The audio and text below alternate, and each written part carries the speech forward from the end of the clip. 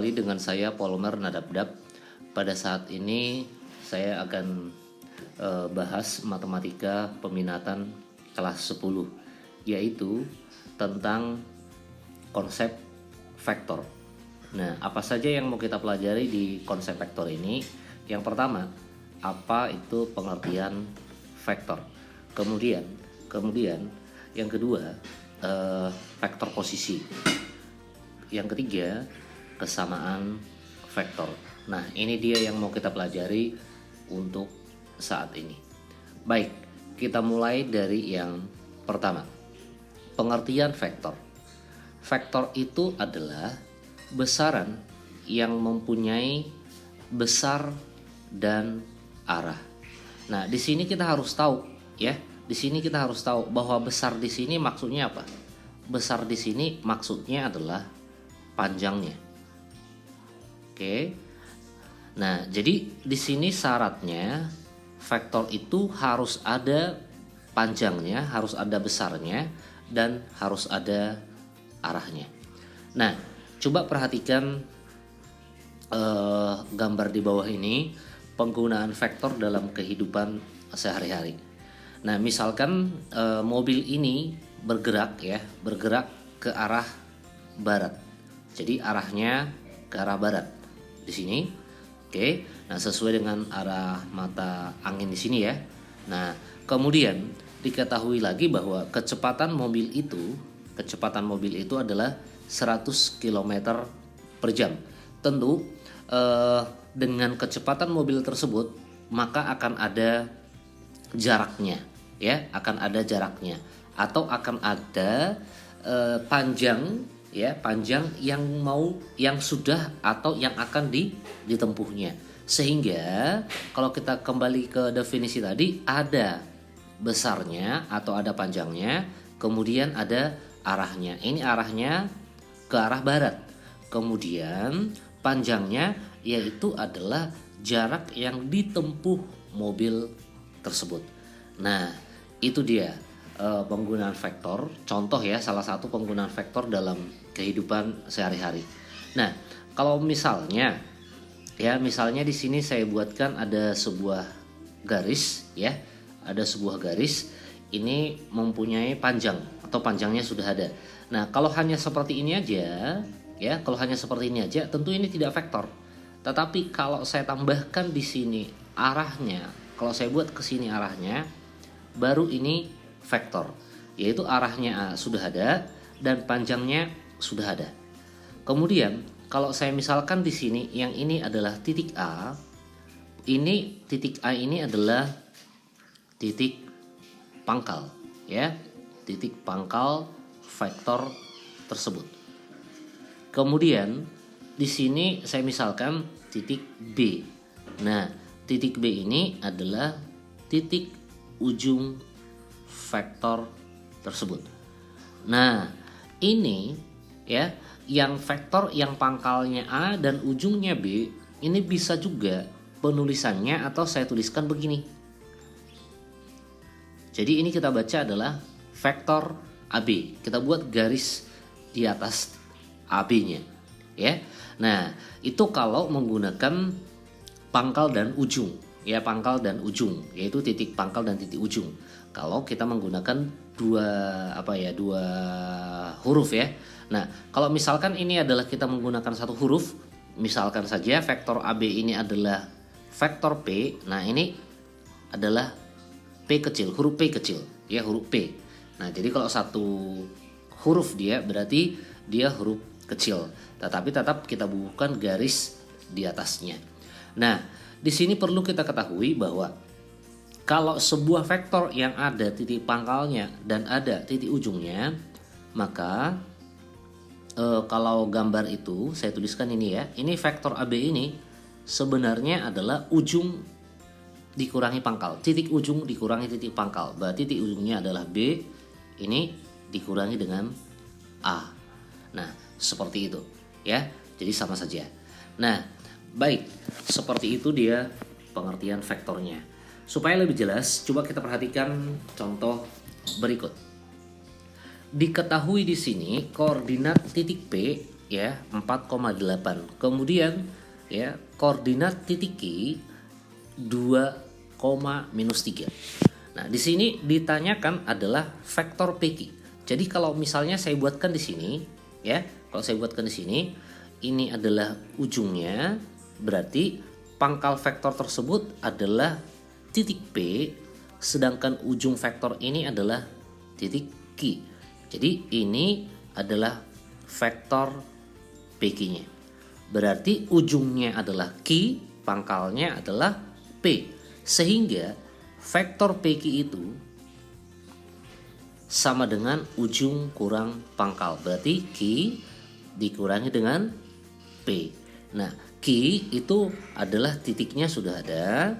Berarti kita buat di sini titiknya 2,-3 dikurangi dengan titik P. Titik P adalah 4,48 ya. Sehingga kalau ini kita kurangkan, maka ini akan sama dengan 2 kurang 4 minus 2 ya. Minus 3 kurang 8 berarti min 11. Sehingga vektor PQ-nya adalah min 2, minus 11. Oke, bisa memahami ya? Baik, kita lihat contoh nomor 2. Diketahui vektor AB ada, kemudian vektor CD-nya ada. Kemudian diketahui lagi koordinat titik A dan juga koordinat titik D. Tentukan pertanyaan A, koordinat titik B dan vektor BD. Nah, bagaimana cara untuk menentukan koordinat titik B dan vektor BD? Kita lihat di sini diketahui bahwa vektor AB seperti yang kita tahu sebelumnya bahwa vektor AB itu berarti ujungnya adalah B, pangkalnya adalah A. Itu adalah B dikurangi dengan A.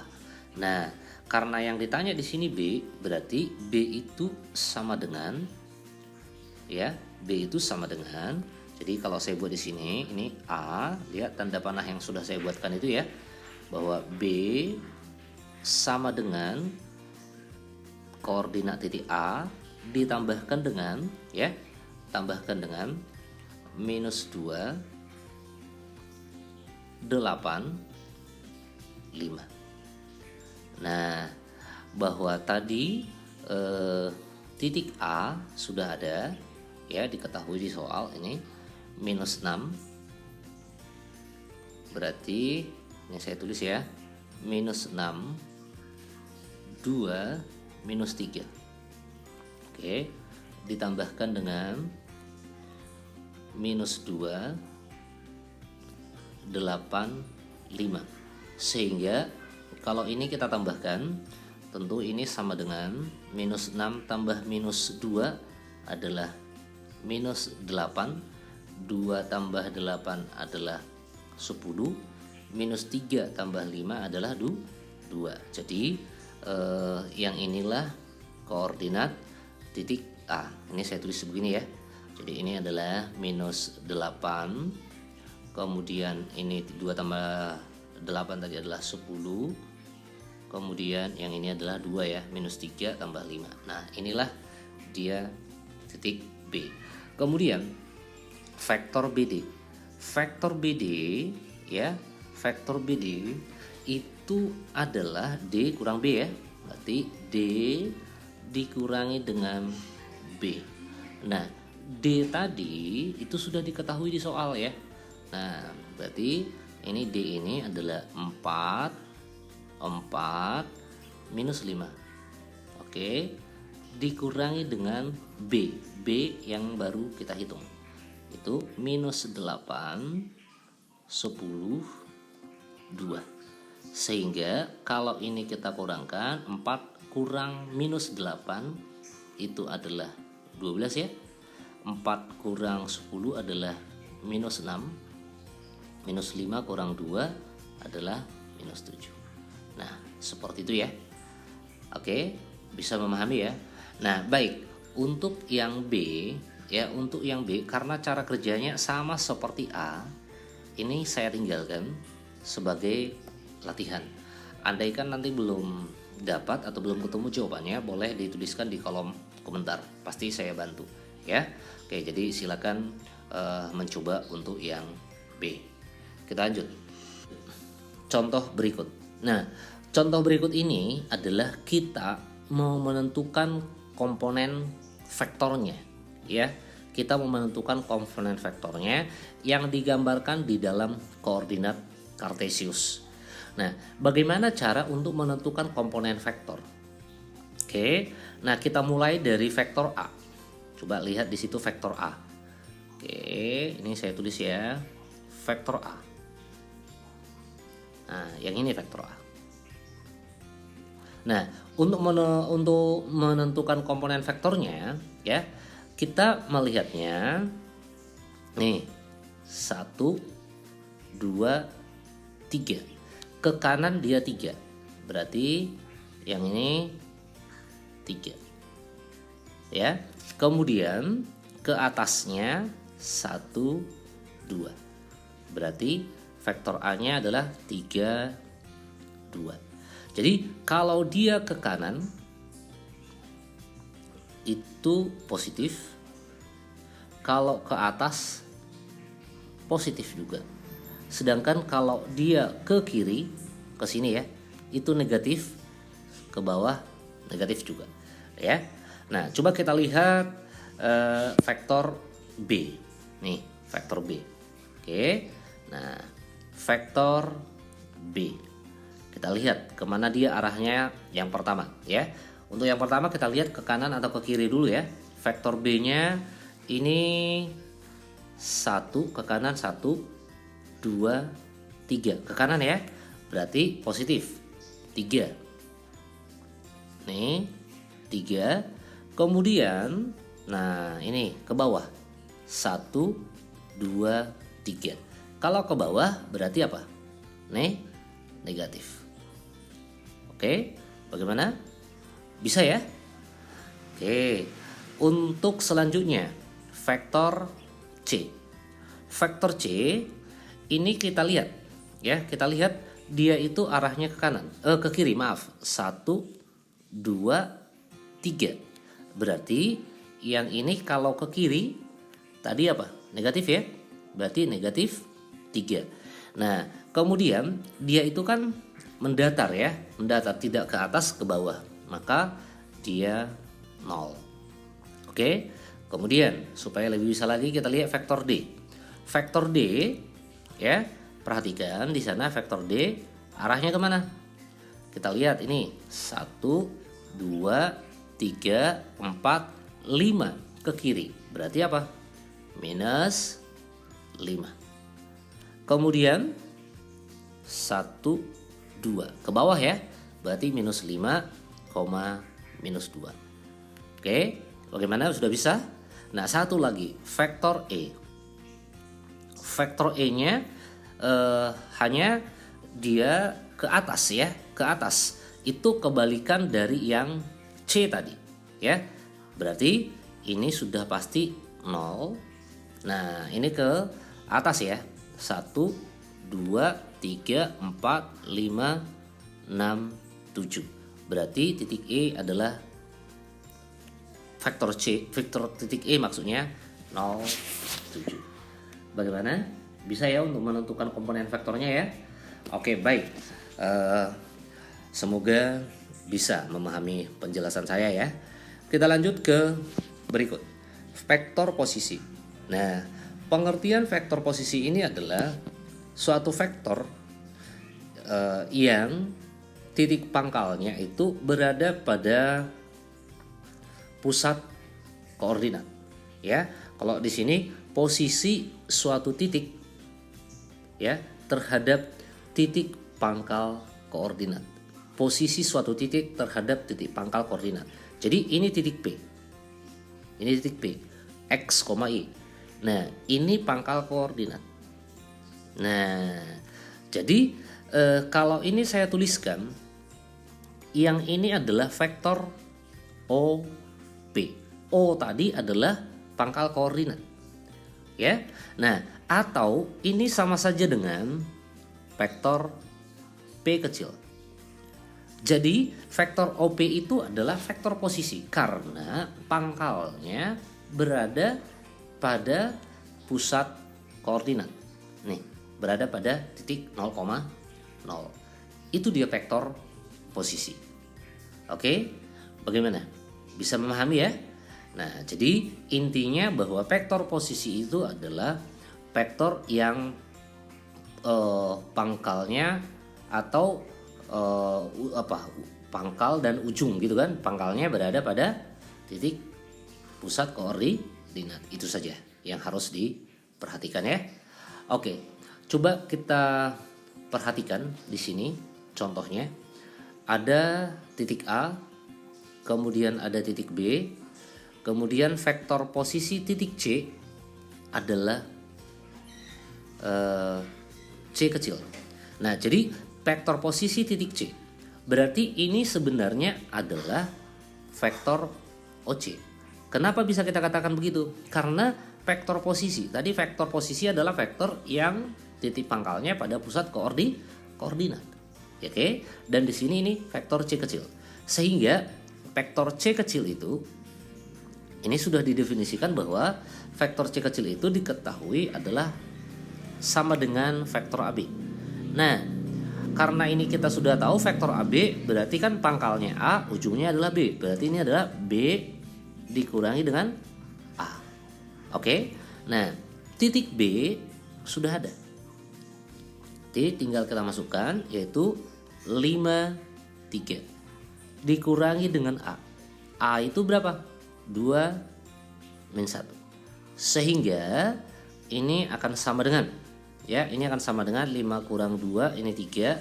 3 kurang min 1 berarti 4. Oke, berarti titik C-nya berapa? Kan gitu pertanyaannya. Ya. Titik C-nya berapa? Koordinat titik C-nya. Nah, di sini bahwa vektor C-nya 3, 4. Kalau saya gambarkan dalam pusat koordinat kira-kira seperti ini. Ya, nih saya gambarkan dulu. Nih, kemudian yang ini adalah sumbu X, yang ini adalah sumbu Y.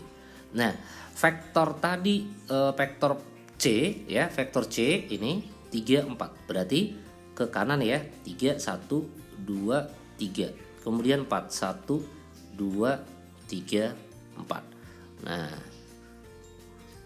nih berarti ini pangkalnya karena dia itu adalah vektor posisi ya, ke sini. Oke, coba saya ganti supaya lurus. Nah, jadi disinilah dia, inilah dia vektor C itu. Dan inilah dia titik C. Nah, jadi ini kan adalah vektor OC. Nah, jadi titik C ini berapa titik C-nya? Ya tentu titik C itu juga adalah yang ini tadi 3, yang ini adalah 4. Jadi 3,4. Nah, jadi kalau kita gambarkan di dalam koordinat kartesius semakin lebih jelas. Oke, bisa ya? Baik, kita lihat ke materi selanjutnya. Ini tentang kesamaan vektor. Dua buah vektor dikatakan sama jika yang pertama arahnya sama, ini sama-sama arahnya ke sini. Kemudian ya, kemudian ini saya buat arah sama.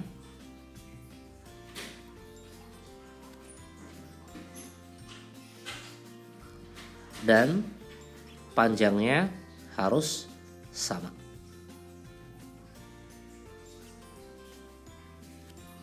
Nah, jadi kalau andaikan panjangnya ini, katakanlah panjangnya ini adalah, panjang vektor A ini adalah 5, maka panjang vektor B juga haruslah berapa? 5. Supaya vektor A dan vektor B sama. Ya, jadi kita tuliskan nanti vektor A sama dengan vektor B jika memenuhi kedua syarat ini. Oke, bisa ya? Baik, supaya lebih jelas lagi kita perhatikan contoh berikut. Jika koordinat titik A ada, koordinat titik B ada, dan C ini ada.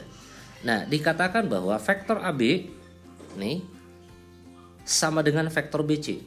Nah, maka koordinat titik C. Yang ditanya koordinat titik C. Di sini kan koordinat titik C-nya adalah X, Y. Berarti berapa X, berapa Y. Kita mau menghitung itu dulu ya.